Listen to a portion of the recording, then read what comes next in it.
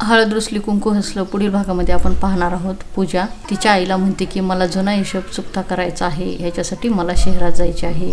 तेव्हा तिची आई म्हणते की म्हणजे तुझं म्हणणं काय. पूजा तिच्या आईला म्हणते की आई काळजी करू नकोस, जोपर्यंत त्या कृष्णाचं वाटोळं करत नाही तोपर्यंत मी या गावाच्या बाहेर जाणार नाही, पण मला जावेच लागेल. इकडे आपण पाहतो कृष्णा तिजोरीतले पैसे घेत असते. तेवढ्यात जयकांत पाठीमागून येतो आणि कृष्णाला हात लावणार तेवढ्यात कृष्णा जोरात जयकांतला मारते आणि त्याला म्हणते की परत जर हात लावायचा हिम्मत केलीस तर कानाखाली जाळ काढेन. इकडे आपण पाहतो भाळजाबाई जयकांतांनी त्याच्या आईला म्हणते की ती माकडीन तिच्या स्वतःच्या हाताने चाव्या माझ्याकडे आणून देईल. कृष्णा दुष्यंतला म्हणते की तुम्हाला तुमच्या आईची शपथ आहे, माझ्या केसाला सुद्धा धक्का लागू द्यायचा नाही असे तुम्ही लग्नात शपथ घेतली आहे.